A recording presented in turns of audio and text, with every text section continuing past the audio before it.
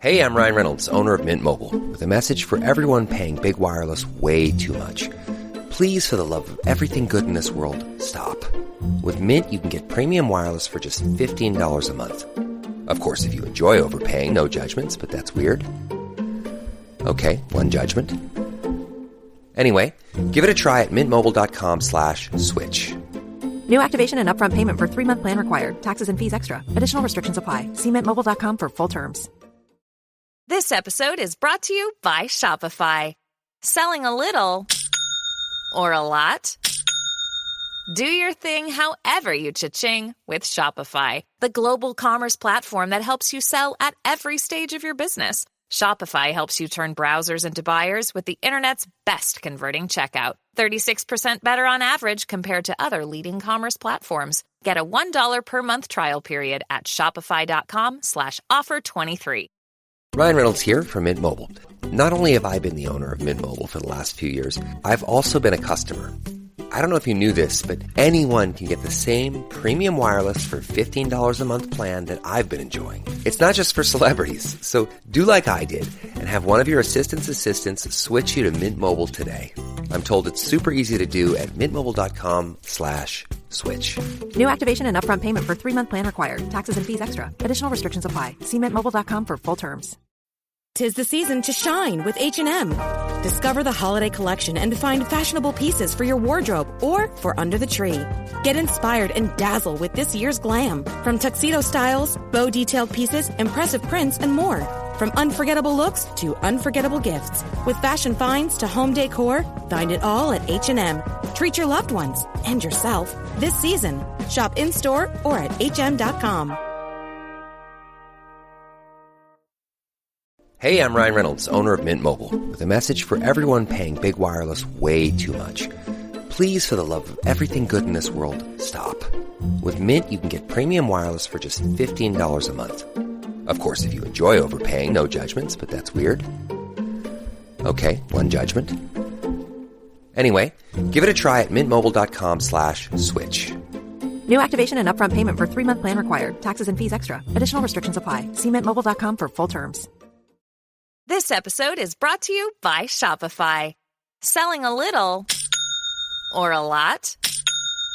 Do your thing however you cha-ching with Shopify, the global commerce platform that helps you sell at every stage of your business. Shopify helps you turn browsers into buyers with the internet's best converting checkout. 36% better on average compared to other leading commerce platforms. Get a $1 per month trial period at shopify.com/offer23. And so what I have found is there is no transformation without truth. You have to want to be free more than you want what you have and more than you want what you think you want. And so what maybe the first place that people can just start, regardless of where you are, if you want to transform your life, the first place to start is by looking at what lies am I telling myself?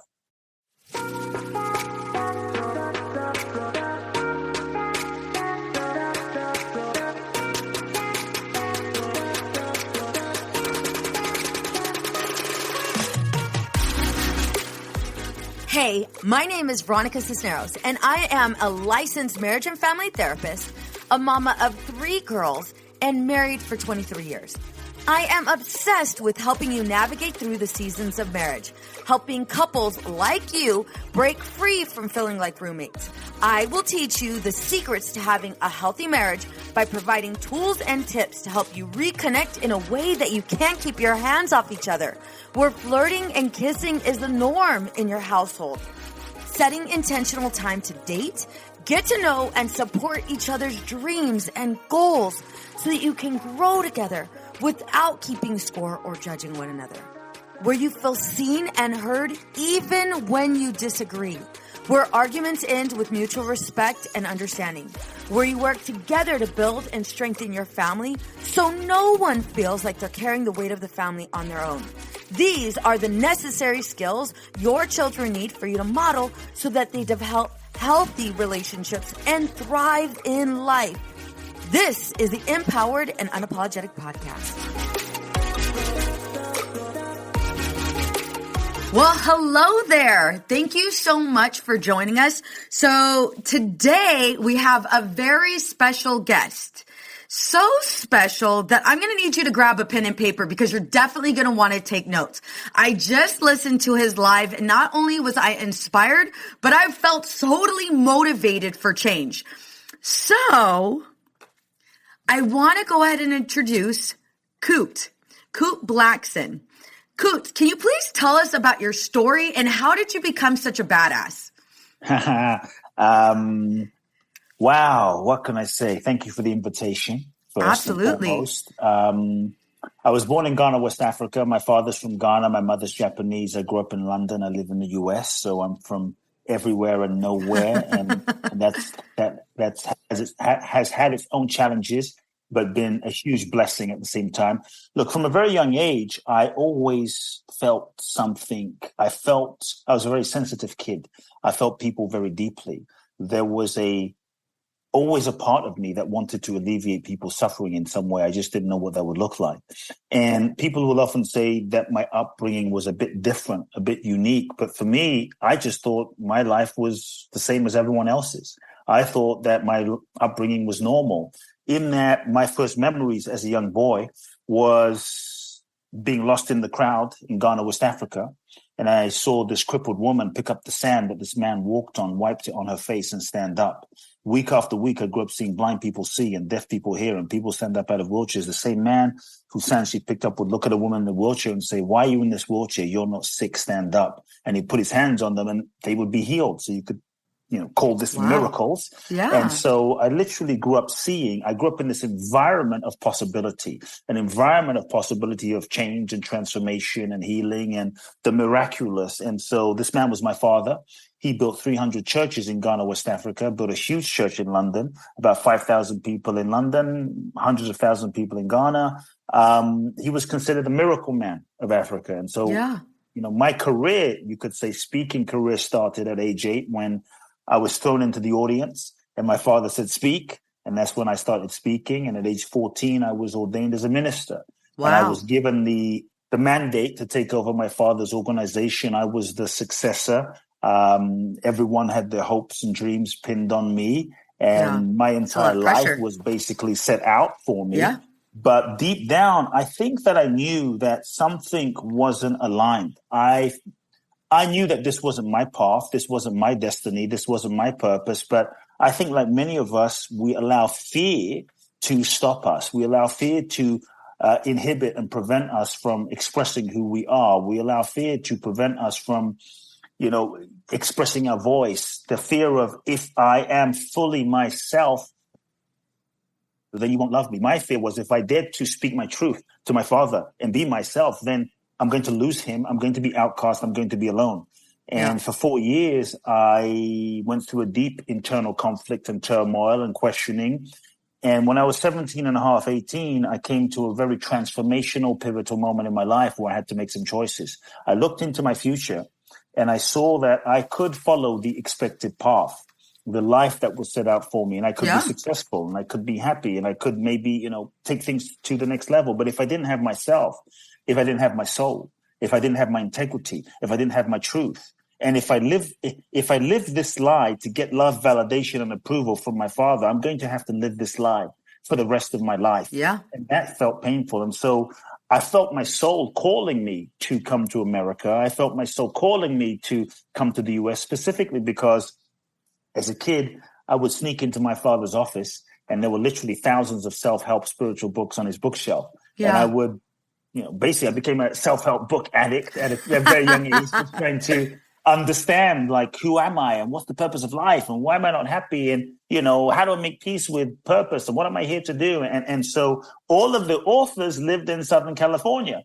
And so I wanted to come, and Wayne Dyer, Louise Hay, Marianne Williamson, Deepak Chopra. Yeah. So I wanted to come and meet these folks and study with them and go into this field. And so I felt my soul calling me to come to America. I'm 17 and a half, never been here, but it was so strong. And I think sometimes what your soul guides you to do isn't always convenient. What your soul guides you to do doesn't always make sense to your mind. But I'm a firm believer that when you follow your soul, And when you follow your truth and when you follow your heart's intelligence, you will always be guided in the right place at the right time with the right people, even though the route that you take may not be the one that you most expect. And so I knew what I had to do. Yeah. And that was to leave. And so at 17 and a half, I decided I was going to have a conversation with my father, basically break up with my father, you know, and I basically had to grieve the loss of the relationship with my father and make peace that we wouldn't have the relationship that I wanted. And that was heartbreaking, but also freeing at the same time.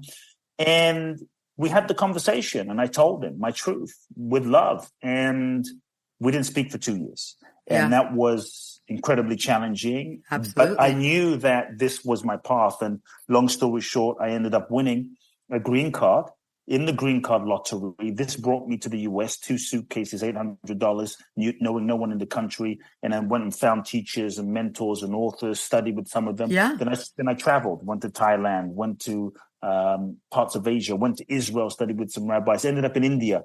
And it was my time in India that kind of cracked me open to another level of my own truth, of my own knowing. And through those years, I went through my own internal transformational process.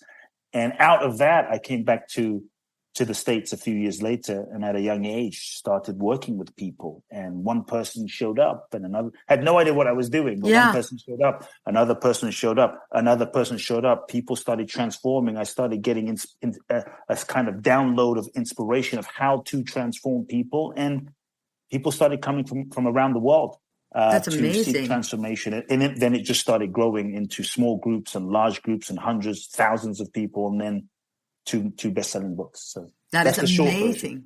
That's the short version. I love that. What would you say? We're just going to get straight into this. What would you say is the ultimate speed bump, wall that keeps people from gaining the transformation that they ultimately yearn for? You mentioned fear. Yeah, I don't know if there's one, okay, because I think we're all different. But I'll speak to a couple of things. Number one, look, I've worked with thousands of people from all walks of life. And one of the things that stops us from truly transforming are all the ways that we lie to ourselves. As human beings, for reasons I'll get into, we are constantly lying to ourselves about who we are and what we want. And because the fear is, whoa, if you know who I really am, then maybe you won't love me. And we're conditioned from childhood to pretend to be things that we're not in order to get love, validation, approval from parents and those around us in the world.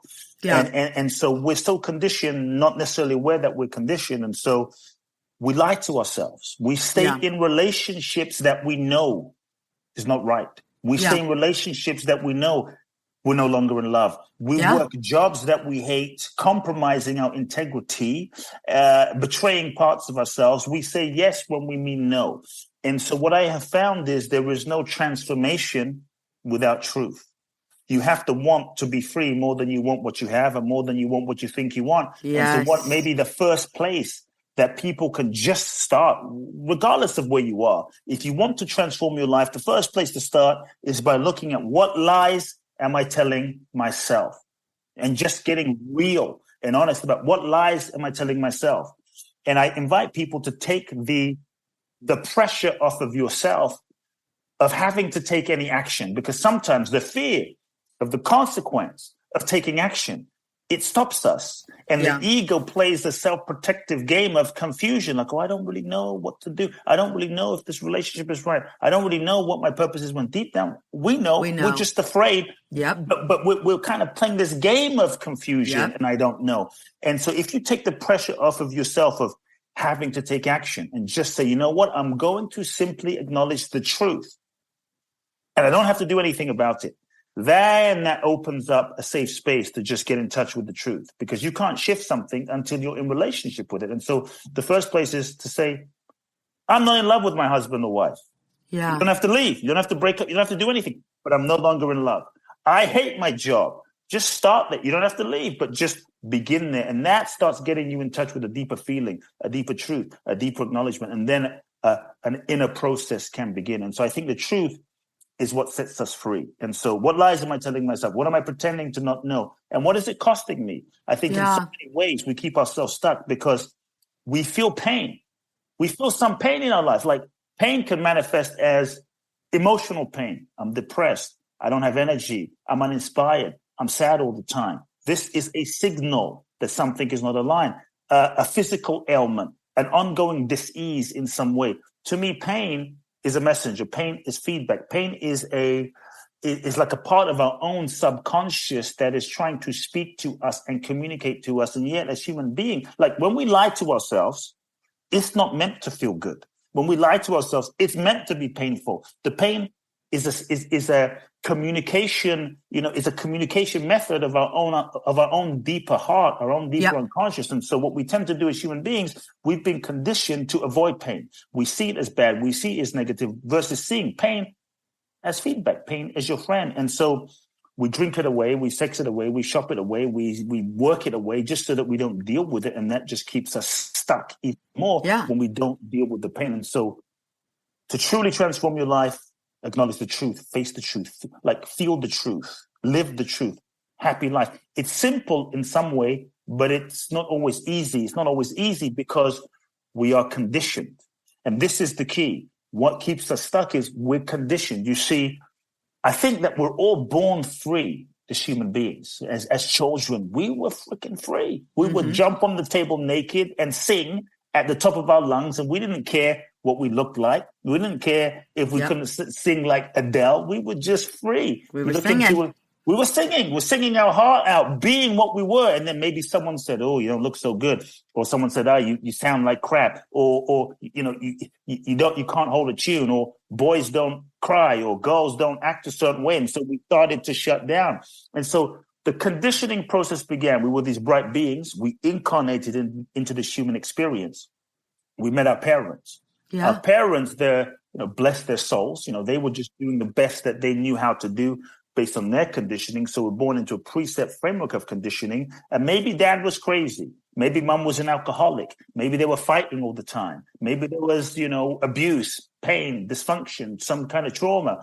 And maybe they were great people, but they just didn't know how to meet our emotional needs based on their upbringing. And so we were born into this framework. And so what happens is two things. The first thing is, as children, we learn all sorts of strategies to shut down, disconnect, and not feel. And so we suppress the pain of being abandoned. We suppress the pain of feeling unsafe. We suppress the pain of mom and dad are fighting all the time. We suppress the pain of disappointment. Layers and layers of unfelt feeling gets built up. And our true light, our true nature, our true truth, our true authentic expression often gets hidden underneath the mountain of layers of unfelt, unprocessed pain that we take throughout our childhood into adulthood. And then we don't necessarily know who we are. And before you know it, we start also erecting all sorts of walls around us, defense mechanisms to not feel the pain.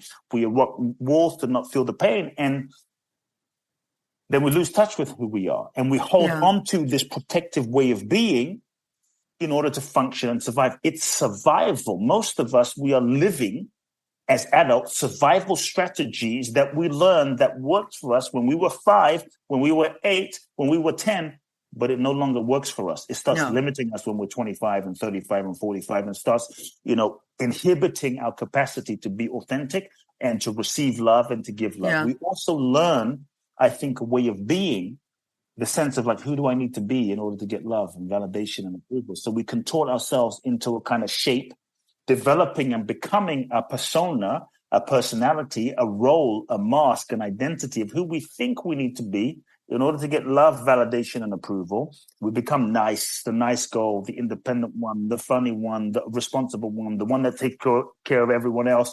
And we contort ourselves to the shape to become who we think we need to be to get love, validation, and approval.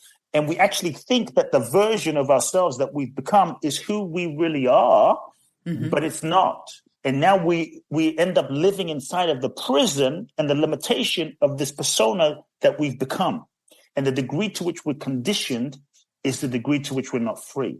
And the degree to which we're conditioned is the degree to which we don't have access to the fullness of our potential. And so many of us, because we've become a version of ourselves that is not necessarily authentic to get love, validation, approval, which is a lie. So now our entire life is built on this lie. Our entire life is built on this identity, and we wonder why we're not happy.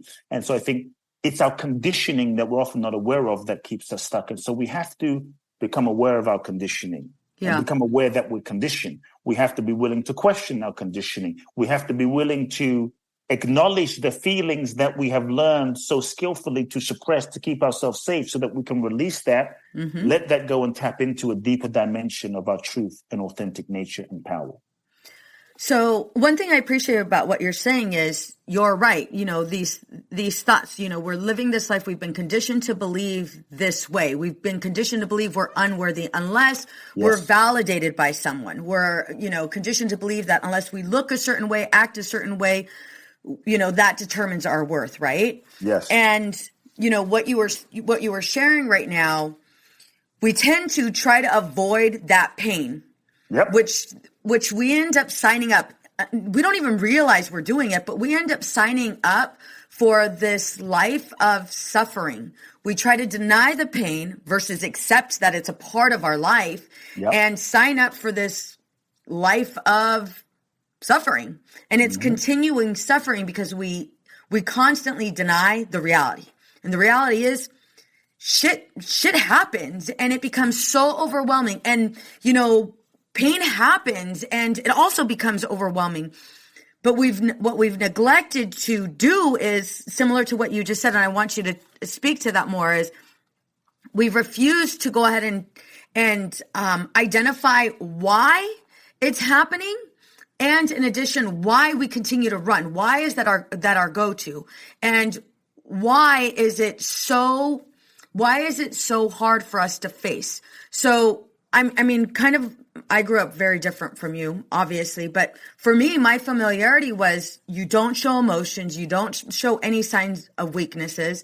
You know, you make sure that, you know, you're on top of your game because someone is out to get you. Like my dad was a gang member. Somebody is out to get you. And so growing up, it was like, boom. Yeah, exactly. Boom. I'm not going to trust anybody. People that are nice.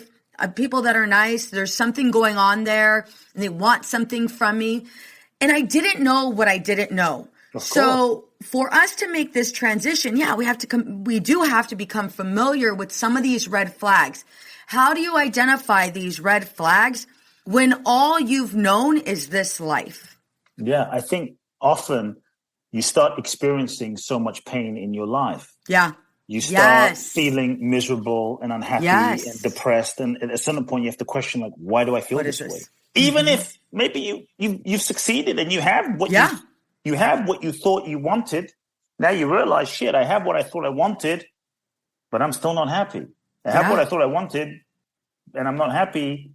And I have what I thought I wanted based on who I thought I was, and I'm still not happy. So now what? And so that's a red flag. Like, wait a second. And so the other thing I think is when you start attracting the same dynamics in life and relationships. Bingo. Over and over and over and over and over again. You attract someone who's not available. You attract someone who cheats. You attract someone who's abusive. You attract the same dynamic over and over again. At some point, you can keep pointing the finger out there at the world and those people and those situations. But at some point, you start seeing that the common denominator is you. And at some point, you start seeing that the only way to shift your experience and attract something different is to shift yourself and to heal yourself and to transform yourself. And that the reason you are attracting these situations and these people, which are really a mirror manifestation of your own self and your own consciousness, is because there's something inside of you that is unresolved, that is pulling and attracting this experience, this person to you, to really give you the opportunity to heal that part of yourself and heal the energy and heal the karma and heal the dynamic within yourself. And so I think that it is understandable that we resist change. Yeah. Because here's the thing. Absolutely. When we understand, like, the ego, what we believe ourselves to be, what we have been conditioned to be, what that has been reinforced by life, the ego, I'm tough and I'm this and I'm that. And the version of ourselves that we believe ourselves to be is ego. The ego's job is to reinforce its existence. Yeah. And the ego's job is to keep you safe based on what it learned, how to keep you safe in its limited past. 5-year-old, 4-year-old way. Bingo. And so the natural resistance and fear is if I feel and I let go, or I surrender, or I trust, then, or if I question myself, I might get hurt again. And I don't want to get hurt again. I don't want to get hurt again like I was 5. I don't want to get hurt again with that abusive situation. So I'm not going to let go of who I am, even though who I am and the version of myself that I've learned to become, shut down, disconnected, not feeling, whatever it is, everyone fill in the blank. Even though now this is actually limiting my ability to have a healthy relationship, even though this is limiting my ability to really be intimate and vulnerable and have a healthy relationship, but I can't open my heart and trust someone. I can't open my heart and let someone in. I can't open my heart and really be vulnerable and need in love because shit, I might get hurt. And so we start seeing, after we have enough of those patterns and cycles of broken relationships and, broken situations, we have to start saying, I need to evolve. I need to heal those parts of myself. Now is not then. I need to evolve. And so what I just want people to get is when you come to that point, that doesn't mean, the scary thing is, oh shit, I just have to annihilate who I was. Yeah. No, what we have to do is the ego is not good or bad. It's just the process of identification. Ego is not a thing. It's a process of identification. And so it's not about getting rid of all of those personas.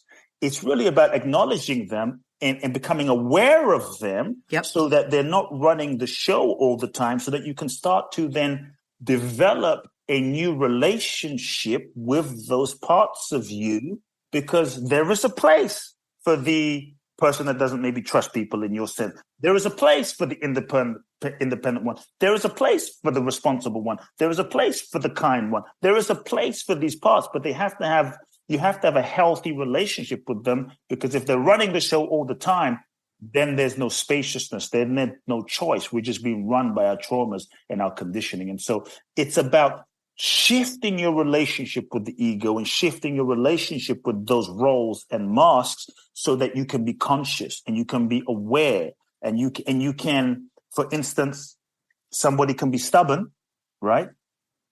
But does that mean you just let go of that completely? No. When you understand the underlying intention, because underlying every behavior is a positive intention. And so that part of us that learned to be that way, it meant well. It has beautiful intentions. So when we can meet that part of us with understanding and not judgment, and meet that part of us with kindness and loving, and bring loving to that part of us that was wounded and maybe a bit stuck. And we learn how to just love that part of us, thank that part of us, appreciate that part of us, work in cooperation with that part of us. Then that part can kind of transform and become our ally. Yes. So then, for instance, stubbornness can transform into determination. Yes. And we can still be discerning. We can still be discerning, but we don't have to be mistrusting all the time. No. And so that's the transformation that can happen. And the key to the transformation is the understanding of the positive intention, but also the understanding, I would say, of bringing loving to those parts of us that are hurting. Those parts of us that are hurting are afraid. And those parts of us that are hurting have learned how to be that way based on a limited perception of what we thought we needed to do to just survive. So when we can bring love to those parts of us that are hurting, those parts of us that are hurting are the parts that most need the love, yet we often most judge. We often most disconnect from it. So if we can bring loving and compassion, like we would a child that was crying, that's when healing can happen. And that's when we transform our relationship with ourselves. Hell yeah. I'd like to add that that's also one of those opportunities where we can grow that level of confidence, because now we're going to start trusting that we are capable of feeling pain and we are capable of protecting ourselves and healing through it.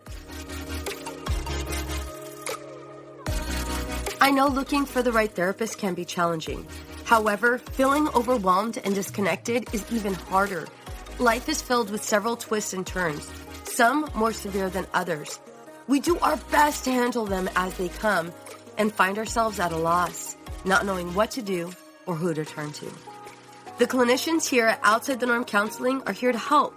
We are here to assist you through this time of need. Together, we will identify your strengths and goals and teach you healthy coping skills. Together, we will develop a plan to help you live the life you want to live. Our team is compassionate, genuine, and we take a great deal of pride in providing an empathetic, non-judgmental approach to all of our clients. It's time.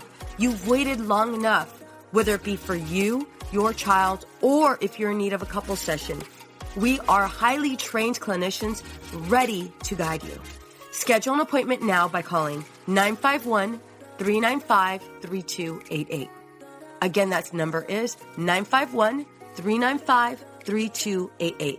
We're looking forward to meeting you and being a part of your journey. You bring up a really, as I wrote this down right now, one thing I often get from women, and I love that we're talking about transformation.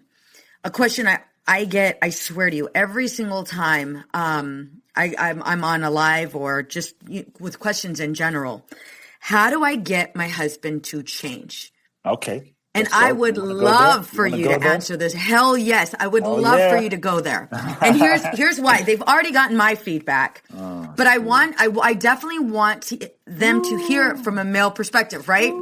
I can already feel where we're going, and I'm excited about it. But yes, the question is, how do I get my husband to change? Yes. Let's go there. So number one, stop trying to change your husband. Thank you. Let's start there. Point one, stop trying to change your husband. Why? Your job is not to change your husband. Your job is to change yourself. Yes. If you understand this, relationship is a mirror. In relationship, you attract to you, in this case, a husband. You attract to you a man, a person that really is a mirror manifestation of your consciousness in that particular moment in time. That person you attract to you is a vibrational match for your consciousness, for your conditioning, for your patterns, for your issues. That person you attract, and you might say, but no, it's not. But this is the person you attracted. The scale doesn't lie.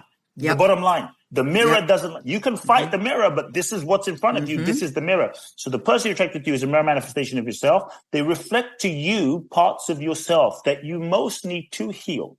You most need to integrate. You most need to make peace with. You most need to forgive. You most need to acknowledge. You most need to transform. That husband is a mirror manifestation of aspects of your own consciousness that you've drawn into your experience because you are a vibrational match. There's no going around that. When you accept that, rather than, so ask yourself, do you like what you see?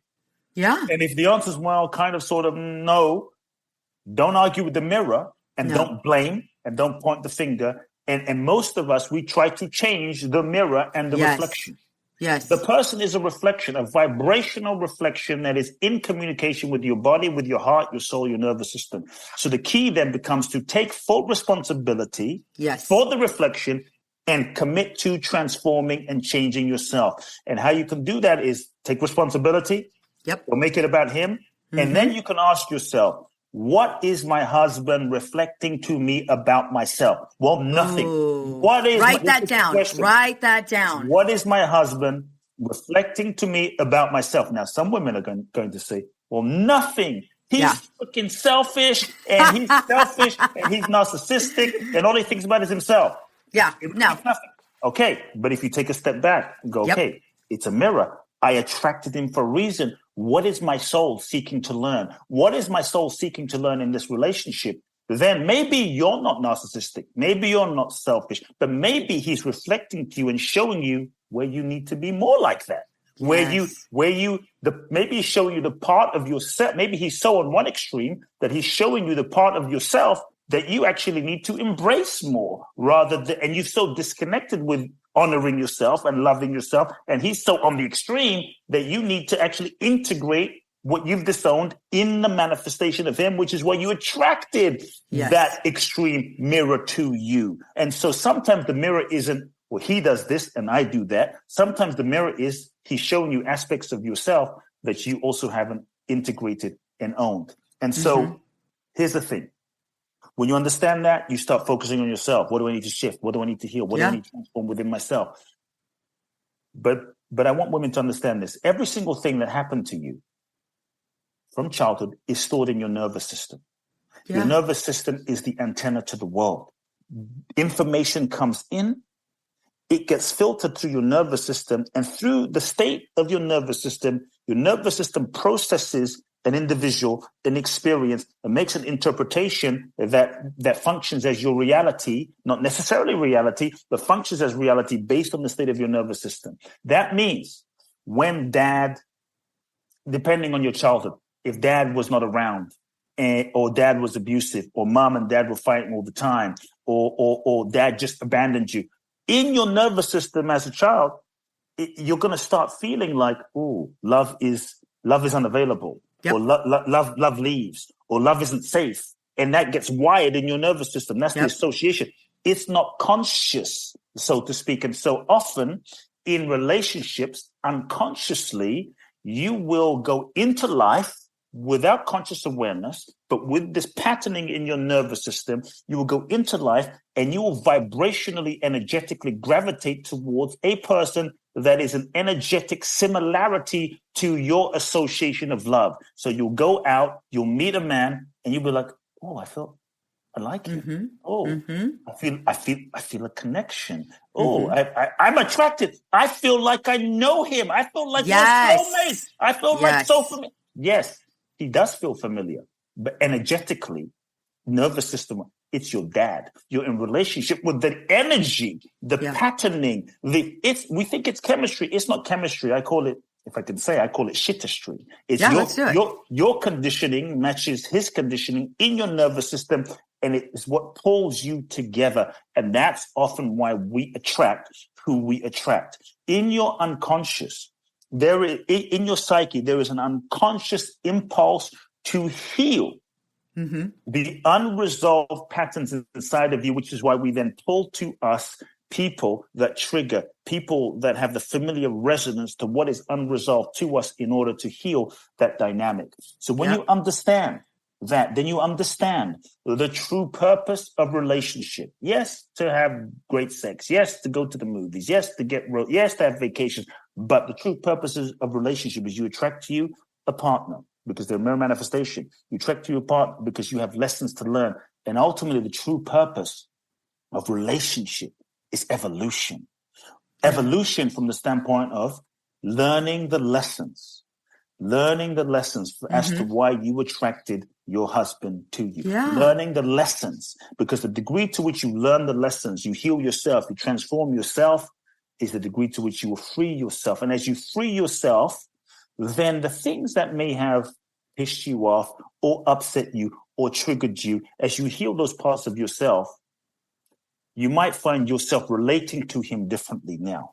Amen. Not as triggered anymore. Yep. Or you might find yourself communicating differently, relating differently, or even being different, whereby you start attracting a different response, attracting and inspiring a different way of being, right? From your man, that then transform your relationship. Because as you evolve, you transform, your vibration shifts, you heal yourself, you heal the inadequacies, insecurities. You can then, maybe your man doesn't initially change, but you can respond to him differently. You can respond to him less reactively. You can respond to him in a whole different way that might trigger and inspire his growth, his healing, his understanding, and his evolution in a way that becomes transformative. So then relationship becomes, when you understand the real purpose of relationship, then when you're triggered and he's triggered, you can both go through it with intention, and relationship becomes a profound transformational vehicle,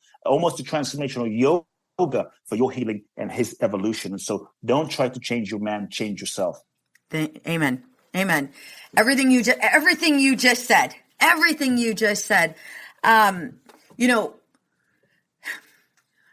been married for 23 years. I've been married to a long time. And although, don't get me wrong, to me, he is sexy as shit, right? Sexy. And, in the beginning of our marriage, the first 4 years, we were both trying to change each other. We didn't know how to be in a relationship. We had no clue what we were doing. We're not taught. We're not taught. And we were literally 1 month away from divorce. It's true. We were 1 month away from divorce. And, you know, when I was doing my own work, I realized, well, fuck, man, I really have to figure this out. I have to figure this out for myself. And once I started, we weren't, you know, obviously we were separated, but once I started to like figure out, well, who the hell am I? Like, That's who am I really? Right? Like, you know, yes, I want to be, you know, an exceptional mom. And yes, I want to be, you know, the perfect wife, but like, well, damn, I'm tired. I am tired because it's just, it just felt so draining. And it was like, okay, what do I want to do? And what I realized through my own journey is, well, you're constantly recreating your childhood. Like, and why the hell do you keep on recreating your childhood? Oh, because it's familiar. Because you know the exact steps, because you've done this before. And it feels like love. Yeah, it's like, this feels like what love is. But it's not healthy and I'm not happy, but it's the familiarity. Yes. And so we often recreate that childhood energy to actually heal through it and move through it. There's the opportunity. Yeah. Bingo.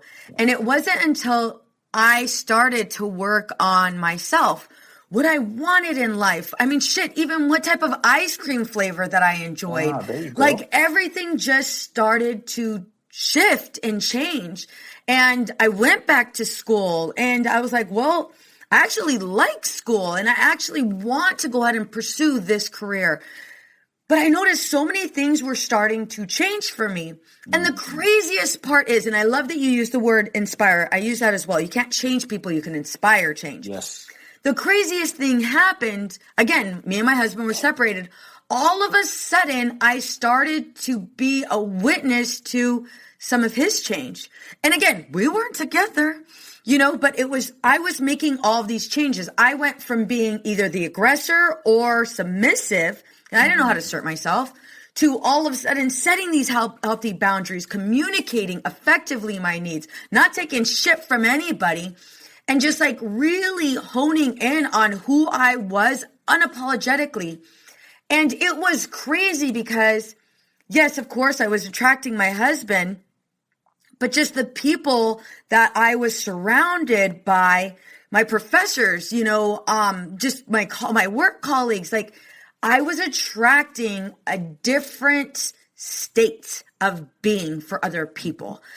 And it was interesting because when my husband and I did, you know, work on recommitting and being together, you know, one of the biggest things for me was there's no way I'm going back. There's no way I'm going back to that dysfunction. And good for you. Right. And it was just, it was definitely transformational. Like both he and I became independent so that we were interdependent. We were actually not looking for the other person to meet our needs.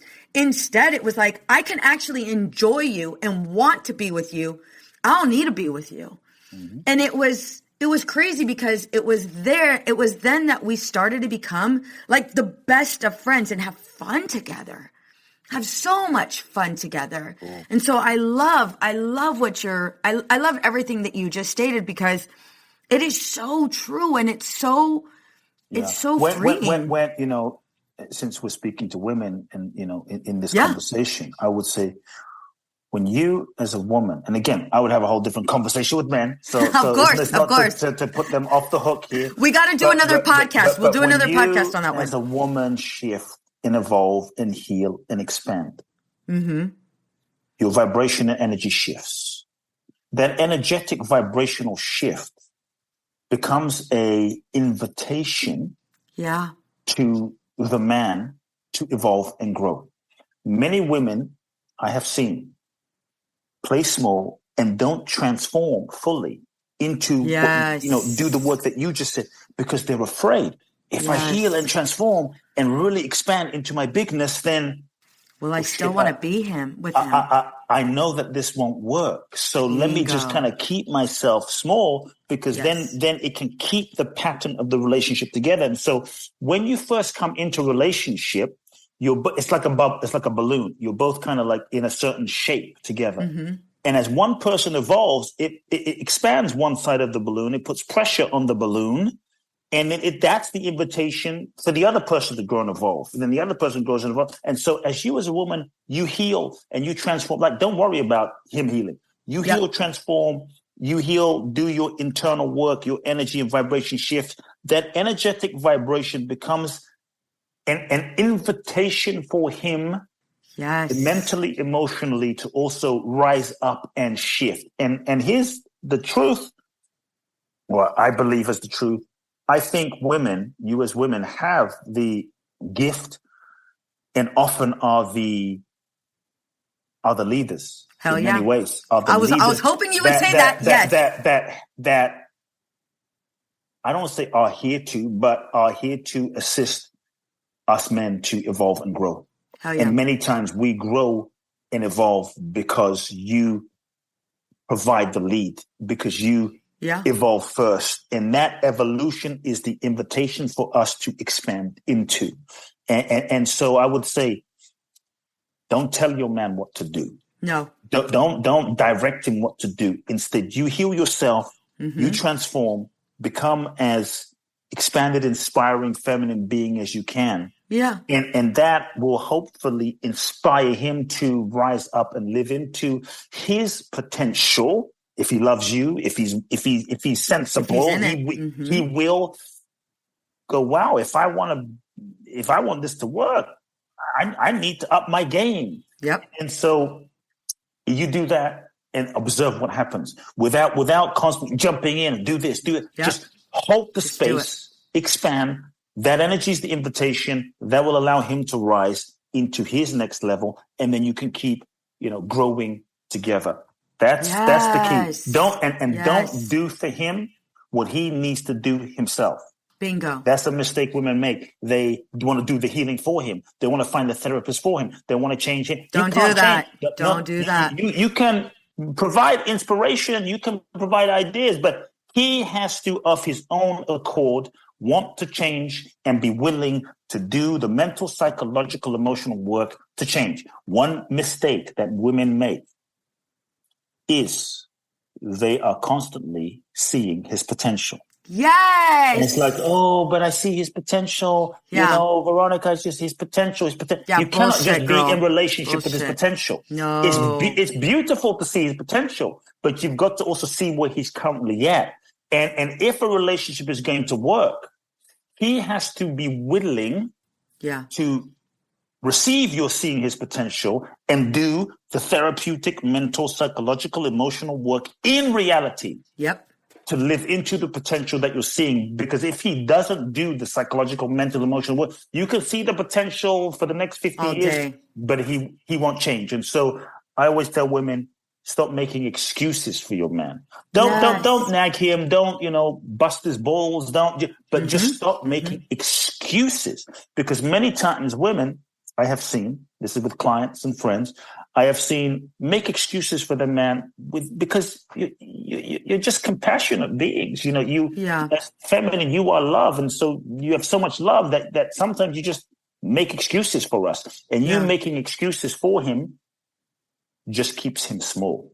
So when you stop making excuses for him, you transform yourself, you hold the space, you be as goddess magnificent as you can be, then that is the energetic invitation where either he's going to rise into that and step into his next level or not.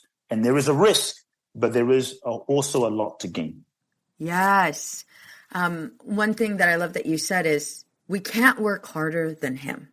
We can't work harder. We can't, even as a therapist, that's one thing that I often tell my clients, listen, you're here, this is great. You're ready to go ahead and pursue this change and you're wanting this help. However, I'm going to tell you straight up, although I'm a therapist, I will not work harder than you. You essentially have to be the one that does the work. Otherwise, you're wasting your money and you're wasting your time, because it's not going to happen. It's just not going to happen. He has to want to change, right? Bingo. And on some level, he has also manifested you as a woman into his life, because perhaps there's a deep soul impulse in him that wants to rise up that he may not be in touch with right now. So you are also a response to his soul's prayer to evolve as well. If you both understand that, then you can both be evolving and shifting together, and transforming together. Absolutely. I guess there's like so many questions, and we're definitely have to do a podcast number 2. But I will ask you, what is one statement you can? What is one sentence, one statement, one piece of advice that you can give our listeners right now to do right now, like to do after they're done listening to this podcast? What is one step you want them to take right now? Wow, I would just say sit down. I think we touched on it briefly, but sit down and acknowledge the lies you're telling yourself.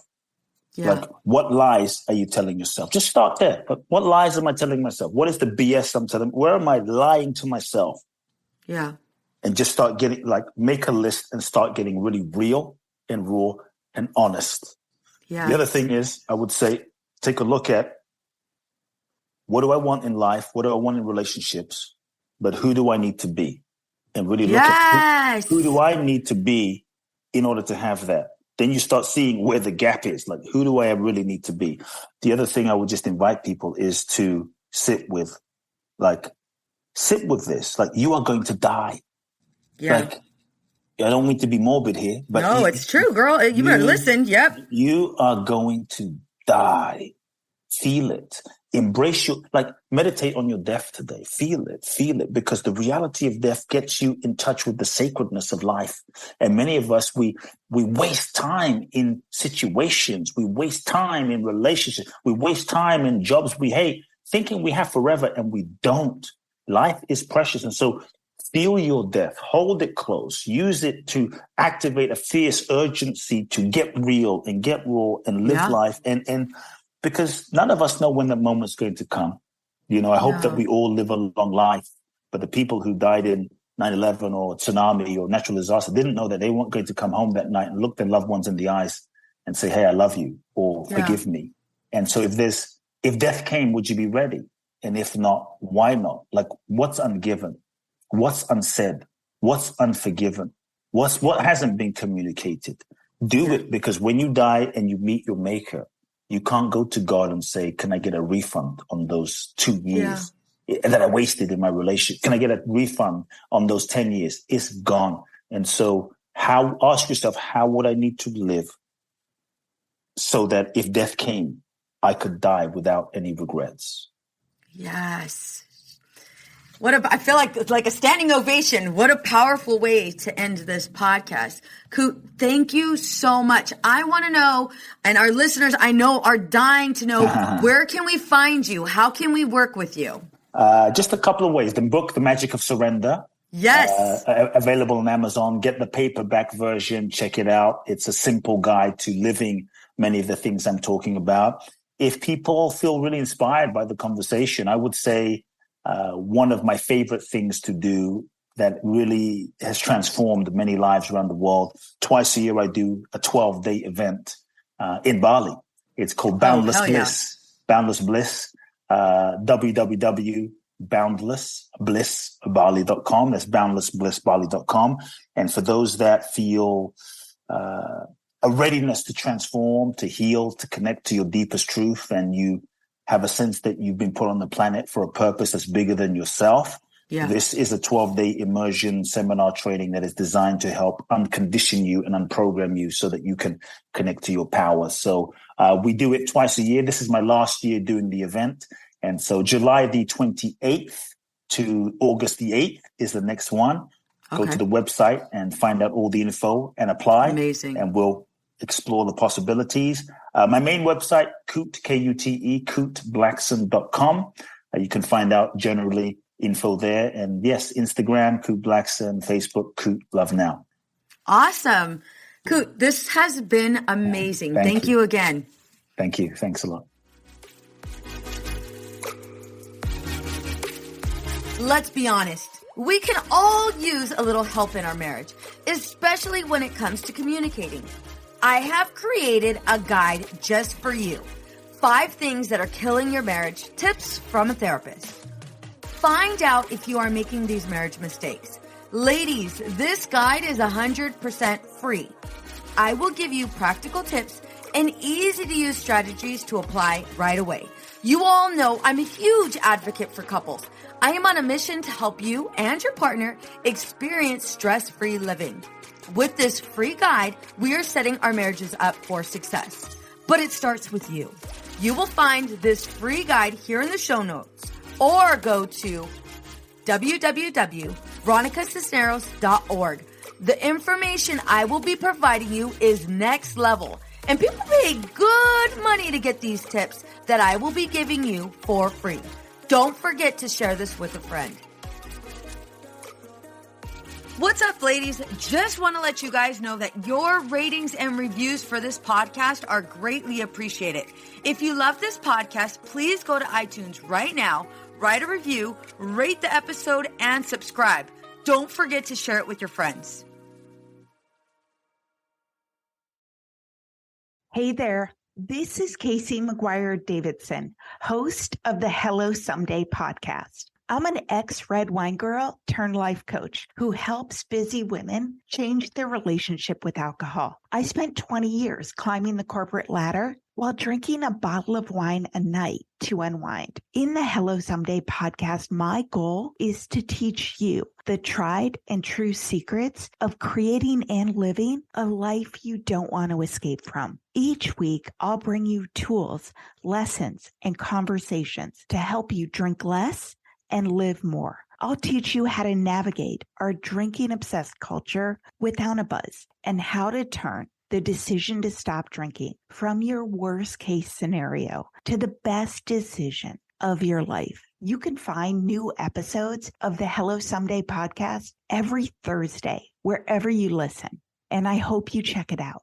It's easy to blame ourselves for our struggles with alcohol. We see people around us being able to control their drinking without any consequences, yet no matter what we try, we can't seem to figure it out for ourselves. My name is Jillian Teets, and I am the host of the Sober Powered podcast, where I use my biochemistry background to explain the latest research in addiction and help you understand both why you drink the way you do and how to develop the skills and mindset you need to find freedom from alcohol. I discuss topics like why we think about our drinking 24/7, why we have no off switch, and why we crave alcohol. If you're struggling with your drinking or you know someone who is, then I hope that you will check out the Sober Powered podcast. New episodes every Friday. See you there. Addiction impacts all of us. Addiction's consequences run through all of us. From ourselves to our loved ones and through our communities, addiction creates so much loss and grief. My name is Dwayne Osterlin, and I'm the host of the Addicted Mind podcast, a show featuring personal stories, expert guests, and vital information about addiction and addiction recovery. We'll talk with leading treatment providers to discuss the latest research and treatment options for this devastating disease and advocate for mental health awareness. We discuss topics like the importance of creating a community of support to helping loved ones to some of the latest research on psychedelic medicines. The Addicted Mind podcast has been about creating hope, listening to stories of many amazing people that have overcome addiction and are thriving. If you or a loved one is struggling with addiction, subscribe to the Addicted Mind podcast wherever you get your podcasts or check out theaddictedmind.com. New episodes every Monday. See you there. Addiction impacts all of us. Addiction's consequences run through all of us. From ourselves to our loved ones and through our communities, addiction creates so much loss and grief.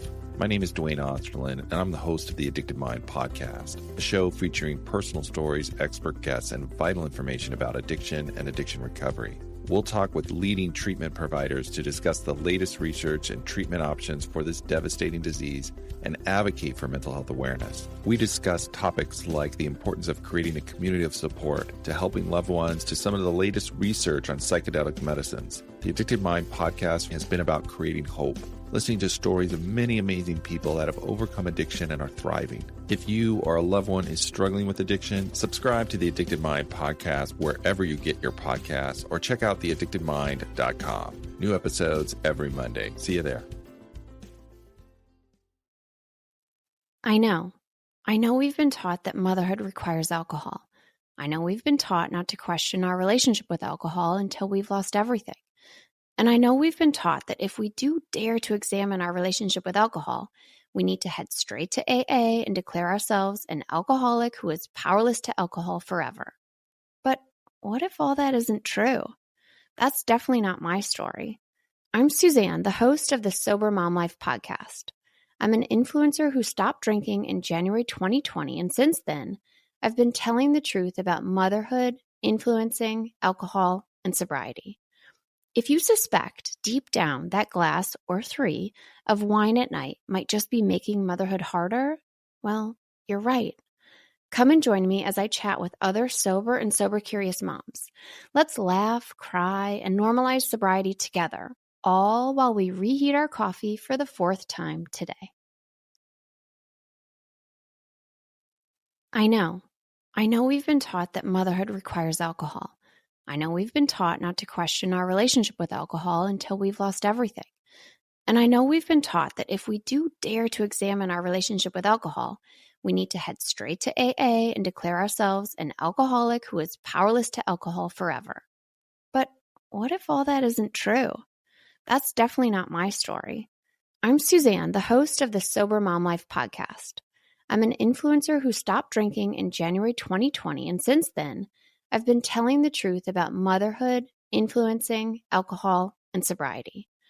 If you suspect deep down that glass or 3 of wine at night might just be making motherhood harder, well, you're right. Come and join me as I chat with other sober and sober-curious moms. Let's laugh, cry, and normalize sobriety together, all while we reheat our coffee for the 4th time today.